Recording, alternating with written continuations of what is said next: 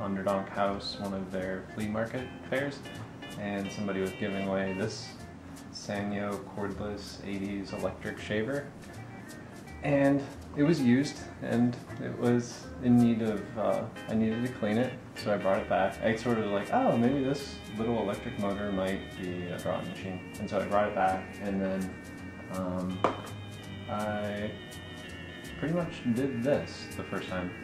This isn't the exact first hack job that I did, but it is the exact same thing that I did, which I could break down. Actually, I could break it down for you. I have a new one that I could take apart and kind of do the process for you. So you take off the top and this other part, and then so once you get this piece off, it's this. And somehow I got this off, but turns into this. And so you just get this small plastic piece, and then basically I took the inside of a Bic pen and taped it to right here. So it's a little tricky to tape. Like I really like Japanese masking tape because it is small. I like the color a lot, and it works well for masking small drawings and taping together Bic pens to little plastic parts.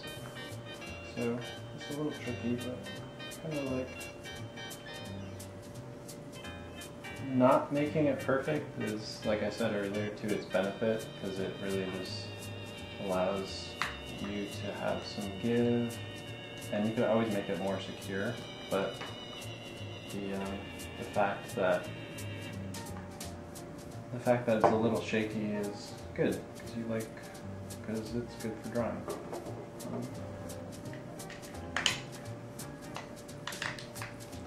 And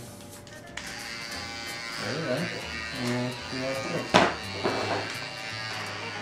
Yeah, there we go.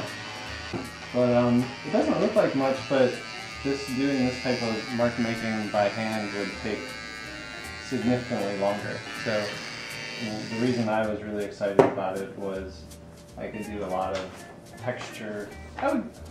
What I commonly call it now is a texture machine. It allows me to just really create these textures. I'm not making these really sophisticated drawings that are, it's more testing out to see what I can do with these different textures and stuff like that. So just to make sense of why I was interested in doing this, I sort of have in my regular work creating these textures that are built up with a lot of tiny marks. So I was interested in how a time-saving device such as this little texture machine would allow me to investigate different sort of ideas. But really what happened was it's sort of, I'm picking imagery that'll fit well with that machine versus it's sort of like it's taking its own path versus just like some of the stuff I'm like, oh, that might look better in graphite, that might look better in this, but I feel like I still need to investigate its own, feel like it's going to grow into its own series of works, really.